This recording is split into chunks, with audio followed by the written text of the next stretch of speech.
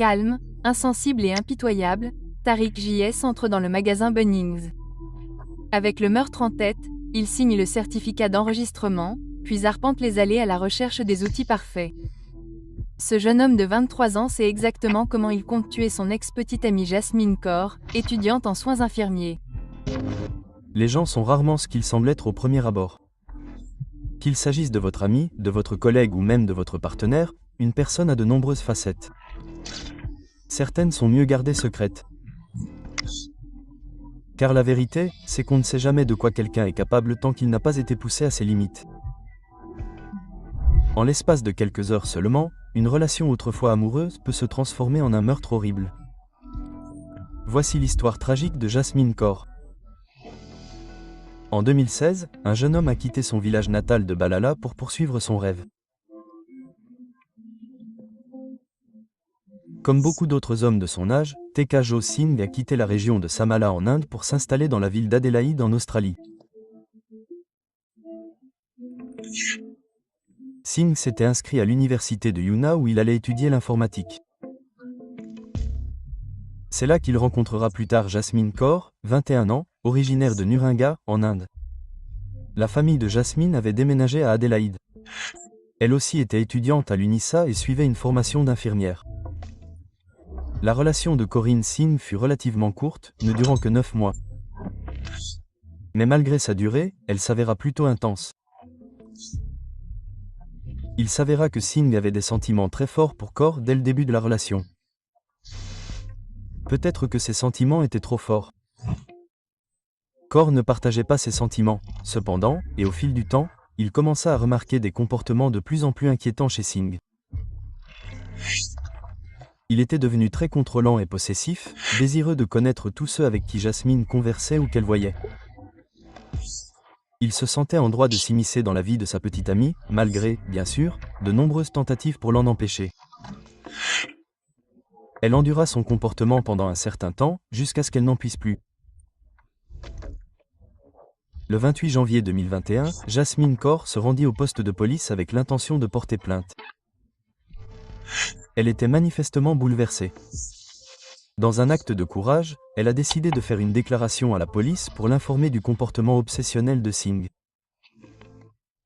Dans une citation directe, Kaur a déclaré « Il était possessif et voulait contrôler avec qui je passais du temps ». Elle a également établi qu'elle avait rompu avec Singh le 4 janvier 2021. Cependant, elle a expliqué que Singh n'avait pas bien pris la rupture. Au lieu de cela, il avait menacé de se suicider. Bien que cela ne soit pas rare chez les personnalités possessives comme Singh, la suggestion de suicide n'était pas une simple menace en l'air dans son cas. Il s'avère que l'étudiant avait récemment passé du temps dans une unité de santé mentale de courte durée. Dans sa déclaration, Kaur a détaillé certains des comportements excessifs de Singh. Elle a écrit que si Singh s'énervait parce qu'elle sortait avec des amis, on lui demanderait de revenir immédiatement et d'abandonner ses projets. Suite à la déclaration de Kaur, Singh a été averti pour harcèlement en février 2021. À partir de ce moment-là, s'il était à nouveau signalé, Singh risquait d'être arrêté et enregistré comme délinquant. Il a donc cessé de traquer Jasmine et a plutôt élaboré un plan bien pire. Début mars 2021, Singh s'est rendu dans un magasin Bunnings local où il a fait une série d'achats très suspects. Il a acheté une pelle, des serre-câbles, du ruban adhésif, des gants et un jerrycan. Sur les images de vidéosurveillance obtenues du magasin, on peut voir Singh déambuler tranquillement dans les allées. Il a même demandé de l'aide à un employé du magasin avant de passer à la caisse. Un employé plus sceptique aurait peut-être remarqué l'étrange corrélation entre les objets dans le panier de Singh, mais ce jour-là, personne ne l'a fait. Singh s'est senti soulagé. La première étape de son plan était terminée. Sa deuxième étape, qu'il a également cochée avec succès, consistait à emprunter la voiture de son ami et à changer sa carte SIM. La partie la plus facile était terminée. Singh est monté dans la voiture empruntée, une Commodore bleue métallisée, et s'est dirigé vers Southern Cross Home, le lieu de travail de Jasmine. Après avoir terminé son travail, Jasmine se rendit au parking de la maison de retraite vers 22 heures. En temps normal, elle aurait dû monter dans sa voiture pour rentrer chez elle, mais à son insu, Singh était également là, à l'observer et à l'attendre. En un éclair, Kaur fut enlevé par Singh. On ne la reverrait plus jamais. Alors que la panique et la peur envahissaient la malheureuse Kaur, il lui apparut de plus en plus clairement que Singh avait ourdi un plan. Il conduisait avec détermination. Mais où et pourquoi ? Vers 22h46, une caméra de sécurité filma la voiture bleue. Ils étaient arrivés en Virginie. Ils furent ensuite filmés par une autre caméra près de Two Wells à minuit 9. Et alors qu'ils passaient devant Port Wakefield à minuit 40, Singh conduisait depuis près de 3 heures.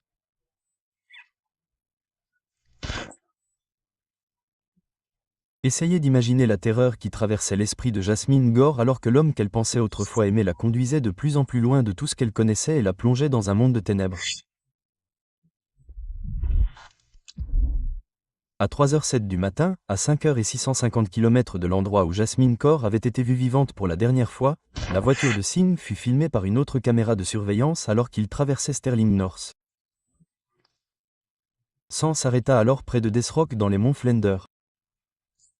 Kaur avait les mains et les pieds liés et les yeux bandés. Puis elle attendit. Pendant que Kaur attendait, terrifié et privé de mouvement, Singh entamait l'une des dernières étapes de son plan diabolique. Avec sa pelle nouvellement achetée, Sam creusa. Les heures passèrent tandis que Sam continuait de creuser, et la peur de Kaur ne cessait de grandir, ne sachant pas que ce qu'elle allait endurer était bien pire que tout ce qu'elle avait traversé auparavant. Singh plaça alors Kaur dans le trou nouvellement creusé et commença à empiler de la terre sur son corps conscient et pleinement éveillé. Pourtant, malgré ses cris de terreur et malgré l'expérience infernale que Singh faisait subir à la femme, il ne s'arrêta pas. Aux petites heures du matin du 6 mars 2021, Jasmine Kaur a été enterrée vivante. Après avoir mené à bien son plan macabre, Singh a jeté les affaires de Kaur ainsi que des serre-câbles, du ruban adhésif, des gants et une cagoule à proximité. La voiture de Singh a été photographiée alors qu'elle passait dans l'autre sens, près de 12 heures après la première photo prise le 6 mars à 14h27. Si l'on exclut le temps de trajet, il reste environ 8 heures pour enterrer Jasmine et un temps considérable sans nouvelles. À Adélaïde, la famille Kaur s'est inquiétée du fait qu'elle ne se soit pas présentée au travail ce jour-là. Sa voiture a été retrouvée sur le parking de son lieu de travail. Les Kaur se sont donc rendus au poste de police de Henley Street et ont déclaré la disparition de Jasmine. Après être rentré chez lui le 6 mars, il a été presque immédiatement interrogé par des policiers au sujet de la disparition de Kaur. Il a déclaré qu'il ne se souvenait pas de la dernière fois qu'il avait vu Kaur et qu'il était chez lui la nuit du meurtre. Cependant, ce n'est qu'un jour plus tard, le 7 mars, que Singh a déclaré que Kaur était bel et bien morte. Cependant, l'homme a déclaré qu'il n'avait rien à voir avec cela. Singh a déclaré aux forces de l'ordre que Kaur s'était suicidé et que c'était lui qui l'avait trouvé. Se sentant désolé pour Kaur, Singh a décidé de l'enterrer lui-même. Singh a ensuite conduit les agents jusqu'au lieu exact de la sépulture de Kaur. En arrivant dans les rangs de Flender, les agents ont trouvé des chaussures, des lunettes et un badge de travail de Kaur, puis ont été conduits vers quelque chose de bien pire. Le lendemain, le 8 mars 2021, Singh a été arrêté et accusé du meurtre de Jasmine Kaur. Dans un texte que Singh avait écrit à Kaur, mais qu'il n'avait jamais envoyé, le tueur écrivait « Votre malheur, c'est que je suis toujours en vie. Attendez et observez. Chacun d'entre vous aura la réponse. » Dans une tournure tragique des événements, les menaces de Singh n'auraient pas pu être plus vraies. Avant le procès, la famille de Kaur a organisé une cérémonie commémorative sur son lieu de sépulture à la mi-mars 2021. Ils ont déposé des fleurs, des ours en peluche et des bougies sur la tombe de Jasmine dans l'espoir de transformer le site en un lieu de repos à son image. Que votre âme repose en paix où que vous soyez. Si vous nous regardez, je vous aime et vous me manquez beaucoup. La famille a également planté des plantes et des arbres indigènes en souvenir de l'héritage de Kor. Les proches de Jasmine ont commenté la tragédie de sa mort, sa sœur déclarant « Nous nous sentons très étranges car nous n'aurions jamais pensé, même dans les rêves les plus rares, que cela puisse arriver à notre Jasmine. » Et elle disait adieu à ce monde d'une manière si tragique. Elle a dit « Les conversations et les moments en famille que nous passions ensemble me manquent. » Mais tout le monde n'était pas prêt à lâcher prise à ce moment-là. Bien que de retour en Inde, la mère de Singh a exprimé son soutien indéfectible à son fils qui avait plaidé non coupable. La mère de Singh a détaillé une version radicalement différente des événements qui s'étaient déroulés, tels que racontés par son fils. Selon Singh, les deux voulaient se marier vers la fin de leur relation, mais la famille de Kaur n'a pas approuvé le mariage. C'est à ce moment-là que Jasmine aurait tenté de lui trancher la gorge. Dans un acte de miséricorde, la mère de Singh a déclaré que son fils avait présumé que Kaur était morte et l'avait enterrée. La femme a poursuivi en disant « Nous prions le Tout-Puissant pour qu'il sauve notre fils. » La seule erreur qu'il a commise a été d'enterrer la fille et il l'a fait dans un état d'esprit dépressif. Si les membres de la famille de la jeune fille avaient accepté leur mariage, ils auraient tous deux vécu une relation heureuse et la fin n'aurait pas été aussi horrible. Singh a d'abord plaidé non coupable du meurtre de Jasmine Kaur, affirmant qu'il n'avait fait qu'enterrer son corps déjà mort. Cependant, comme l'ont révélé les résultats de l'autopsie, cela n'avait pas été le cas. Kaur avait essentiellement subi une mort terrible et atroce par asphyxie et inhalation de terre.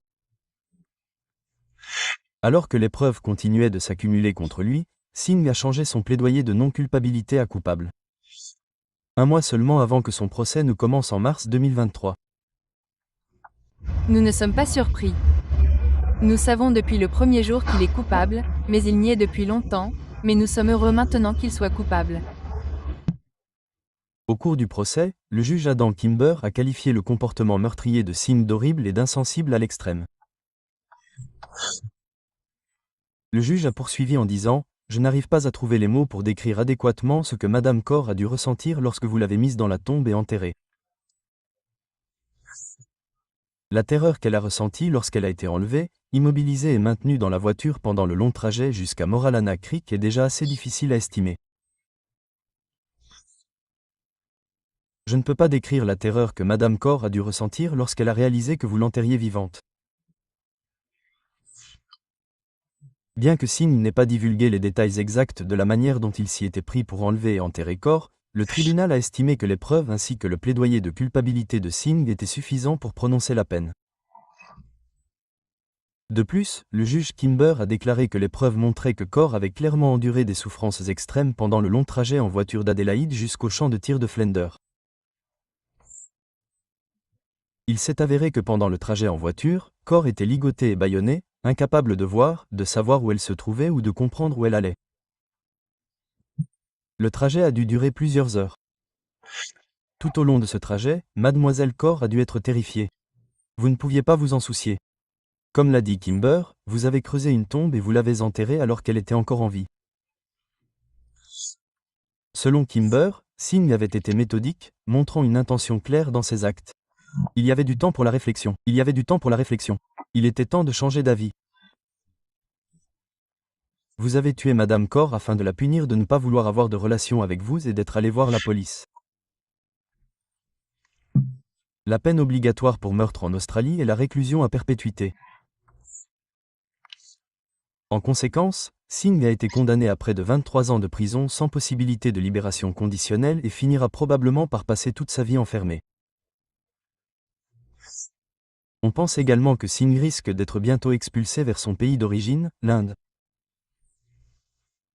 Après le procès, la mère de Jasmine Kaur, Rajpal Kaur, a fait cette déclaration émouvante. Aujourd'hui, je ne me sens pas heureuse. J'aurais aimé ne pas faire cette déclaration et que Jasmine soit toujours en vie à mes côtés. Elle a dit, je lui parle tous les jours. Nous disons bonne nuit à nos enfants, n'est-ce pas? Alors, je dis toujours bonne nuit à ma fille. La justice a prévalu et je ne peux pas commencer à exprimer notre soulagement. Nous nous félicitons de la peine prononcée.